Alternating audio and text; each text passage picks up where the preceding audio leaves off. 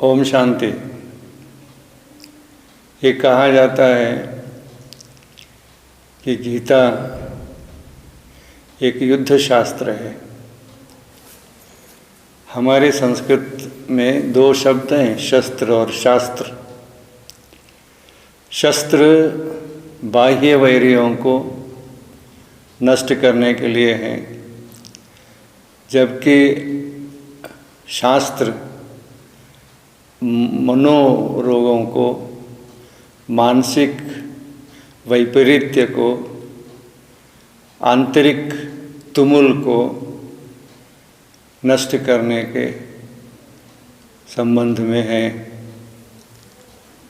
तो होना ऐसे चाहिए था कि गीता शास्त्र है और कहा गया है किम कर्तव्यम किम कर्तव्यम तत्र शास्त्र व्यवस्थितम। क्या करना चाहिए, क्या नहीं करना चाहिए, उसके लिए शास्त्र लिखे गए। और फिर गीता में भी ये मान्यता रही है कि यह शास्त्र विधिमुत्सृज्य वर्तते कामकारत। मन जैसा बोलता है वैसा नाचने का नहीं है, बल्कि शास्त्र के विधि के अनुसार ही कर्म करना है, ऐसा कहा गया है। तो मेरा मंतव्य है कि गीता न केवल एक युद्ध शास्त्र है, बल्कि इसका नैतिक पक्ष भी बहुत ज़बरदस्त है।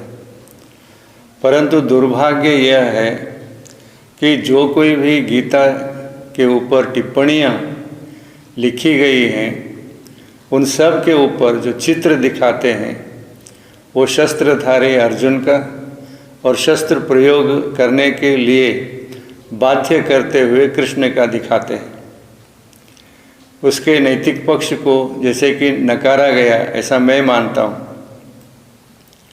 परंतु आप देखेंगे कि गीता का द्वितीय अध्याय जहाँ ये स्थितप्रज्ञ की भाषा करता है, तो स्थितप्रज्ञ एक उन्नत स्थिति है मनुष्य की। वह कोई युद्ध करने वाले की बात नहीं है, बल्कि आंतरिक युद्ध का योद्धा, और वह विजयी योद्धा कैसे हो सकता है, यह वहाँ बहुत अच्छी रीति से स्पष्ट किया गया है। वैसे आगे चल कर के आप देखेंगे हर अध्याय में कहाँ न कहाँ नीति पक्ष का विवरण हुआ है।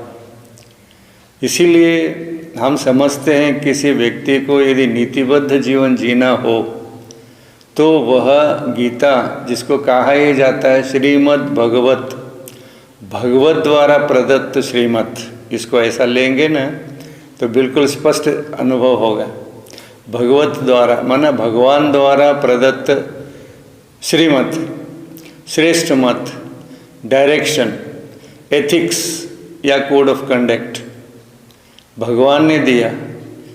आजकल जो भी कोड ऑफ कंडक्ट है वो या सरकार देती है।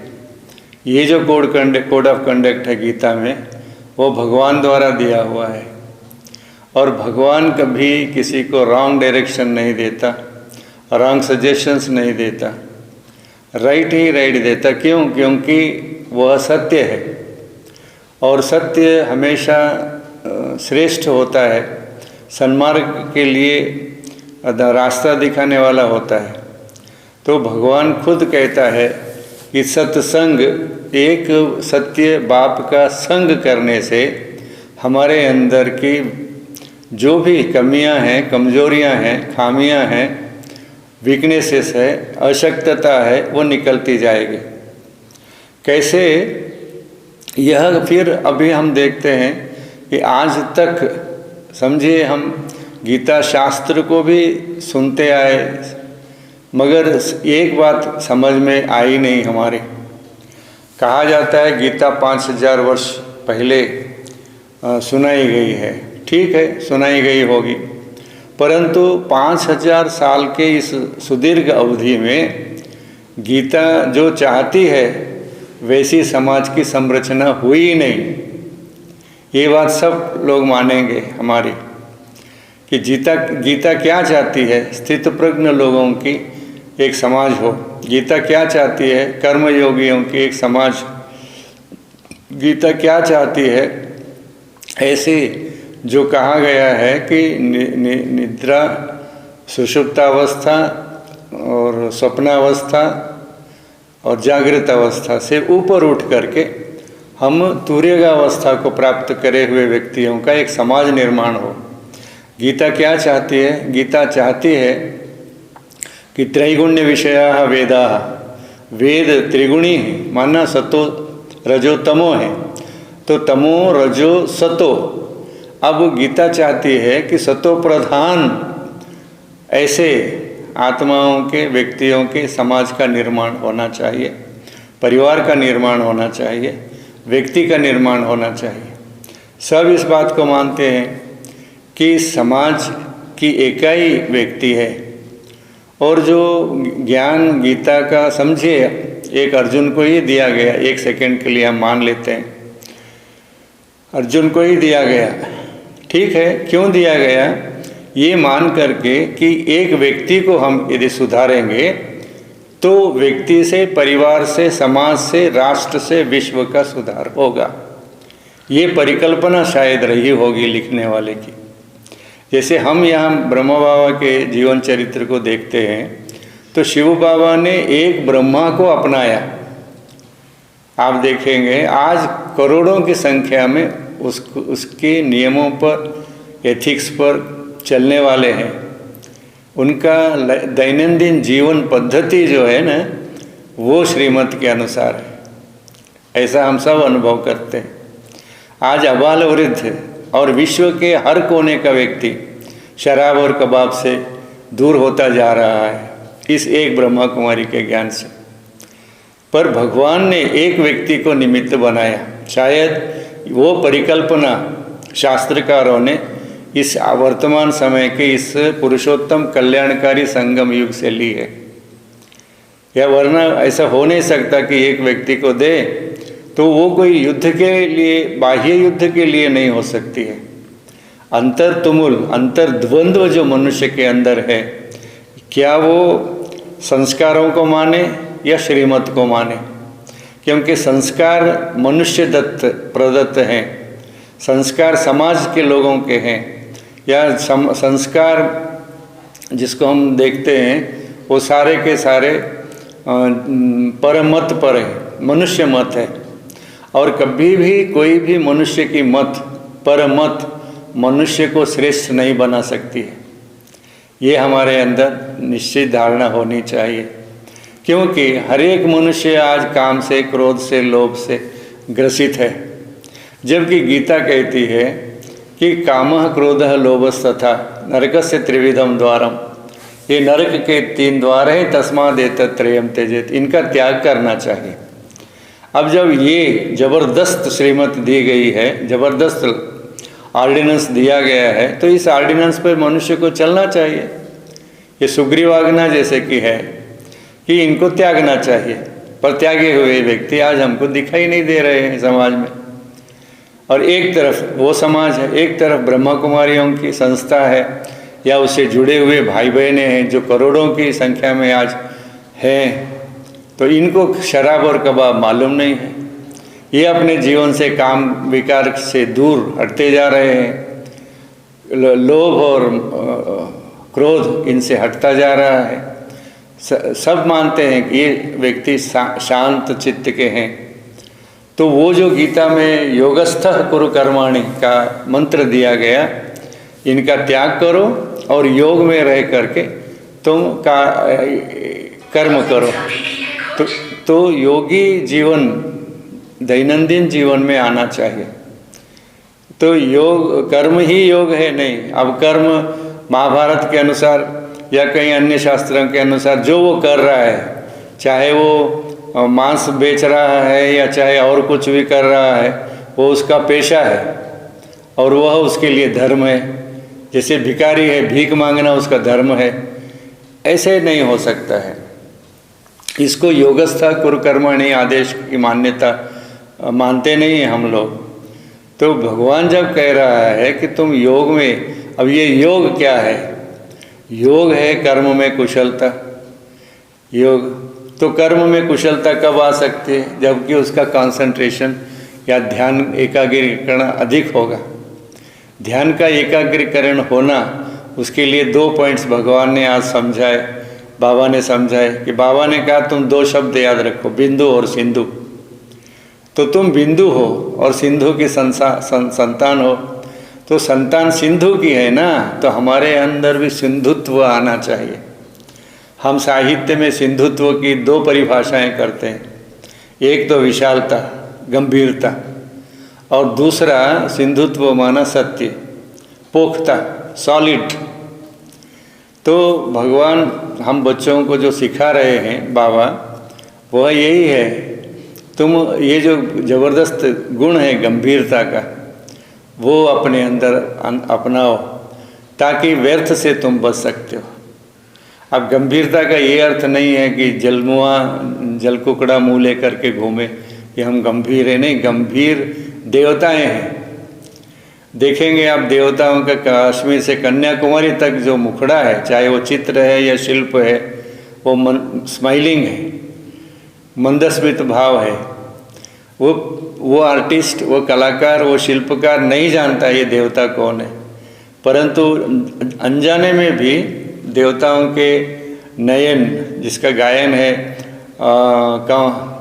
नयन कमल, नयन मुख, नयन है ना, कमल मुख, कमल नयन, कमल ओष्ठ, कमल वदन, कमल हस्त, कमल पाद, पद्म, ये सारे।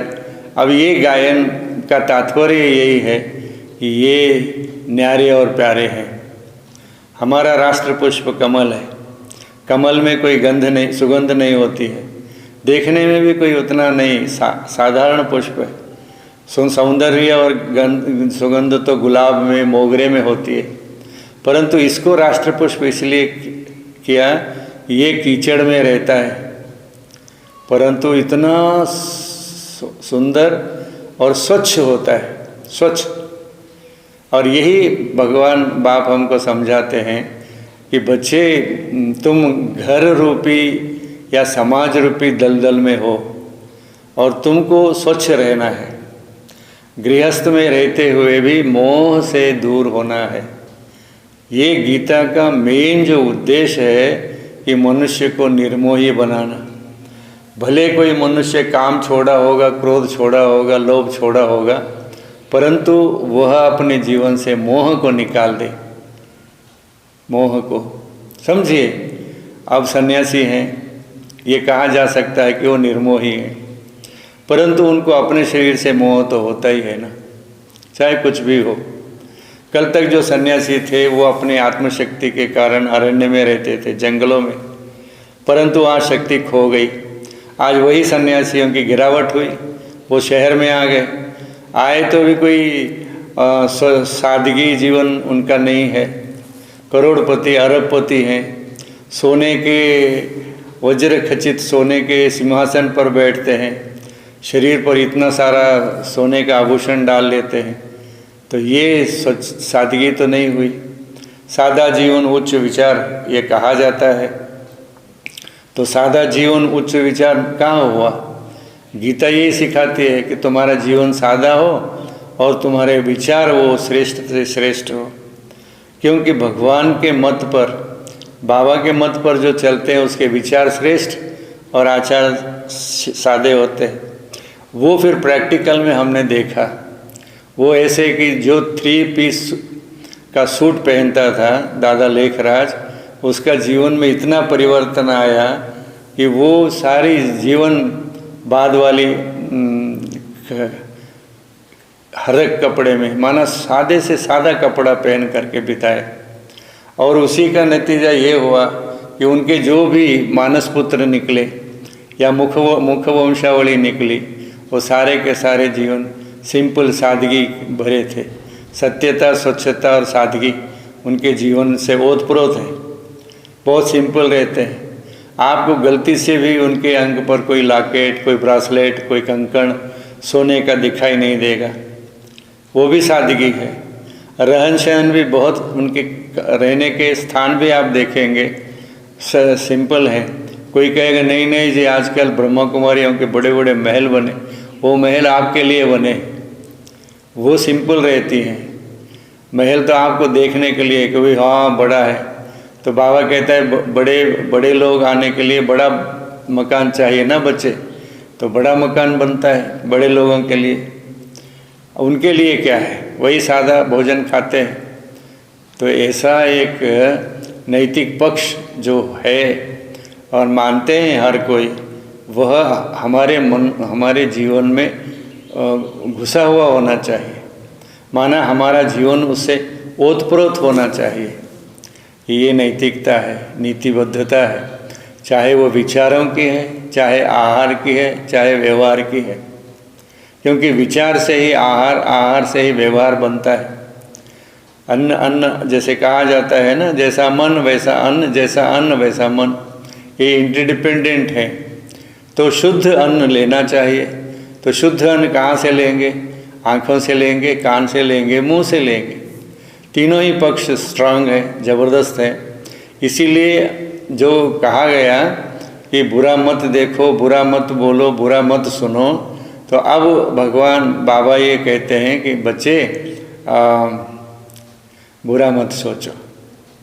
सोच बदल गई, सोच बदलने से संसार बदल गया। तो सोच सत्यता की है, तो सच्चे सच्चे संस्कार हमारे अंदर हम भरते जा रहे हैं और फिर धीरे धीरे हमारा जीवन नीतिबद्ध होता जा रहा है। तो ये हम मानते हैं कि गीता एंड में जो कहा गया कि नष्टो मोहा स्मृतिर्लब्धा करिष्ये वचनम तव, कि हे बाबा मैं तू जो ज्ञान दे रहा है, श्रीमत दे रहा है, उसके अनुसार ही चलूँगा। क्यों? क्योंकि मेरा मोह जो था, या तो वो शरीर के साथ या शरीर के संबंधियों के साथ, वो मेरा नष्ट हो गया। वो इतना तक कह जाता है बीच में अर्जुन कि इनको मारने के बजाय यदि मुझे भिक्षा पात्र लेकर के भीख मांगना पड़े तो भी मैं तैयार हूँ, परंतु इनको नहीं मारूंगा। तो हम भी कोई मारने की विद्या नहीं सिखा रहे। हम कह रहे हैं कि इन व्यक्तियों के प्रति जो तुम्हारा व्यामोह है, जैसे धृतराष्ट्र का है, व्यामोह है उसका, प्यार नहीं है।